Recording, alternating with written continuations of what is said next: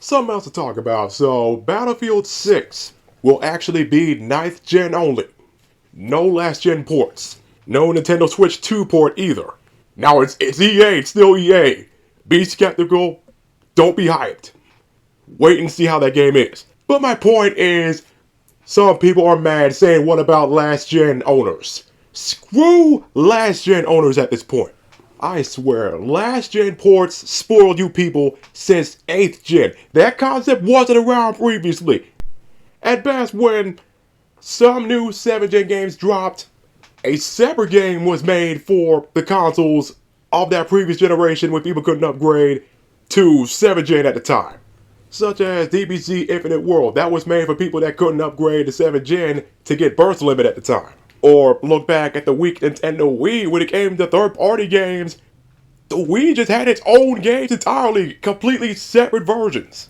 Other than that, when previous generations were new, those games had new games, not last-gen ports for owners of previous consoles. That concept really has to go. The PS5 and Series X are 5 years old. I spent $500 for new games, not games that are held back because they had the PS4 in mind as well. If last gen owners couldn't save up for a PS5 by now after 5 years, tough shit. Hell, when the PS5 was announced, I saved up, it was, trying to think, remember back in the time, it was, I get paid every week. But I saved, $100 on the side every other week. Planned out the purchase until the console dropped and got the PS5 in month 2. Because it was hell to secure a pre-order for a PS5 because of scalpers and not to mention people doing Fast and Furious heists, stealing those things off the truck. But most people couldn't at least put 20 on the side every week. Through 5 years? Y'all don't need new games. Y'all don't need to hold us back. Here's the total of PS4 games. 11,610 PS4 games. Y'all last gen owners are gonna say y'all played all of them? Seriously? Heck, I want to say just 40 PS4 games. That's barely scratching the surface. Mostly used copies, by the way. Now the Xbox One, unfortunately, I can't find its total anywhere. But that just shows how bad the Xbox One failed. But let's say the Xbox One has the same total, or at least 10K. You 8th gen owners got enough games to play. Now before anyone asks me what about the PlayStation 6, which I'm worried about, I'm dreading just an announcement showing up so soon when the 9th gen consoles are just 5 years old. If the PS6 drops anytime soon, I don't want any last gen ports for PS5. And if the PS6 costs in the thousands, I'd rather buy a freaking PS5 Pro.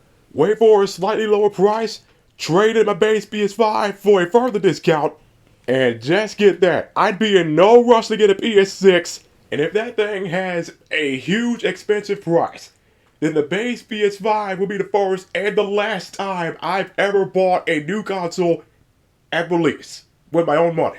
Heck, if the PS6 has a fair price, I'm not going through that pre-order hell again. I'm good, I can wait. I'd have a lot of PS5 games to play. Now, for now, the total games available on the PS5 is 4,800, but that includes digital and physical. So, I don't know, let's say there's like 2K total games available for now. And on the PlayStation Store, there's way more, but that includes past gen games. It's far past time for 9th gen users to enjoy fully 9th gen games far more often.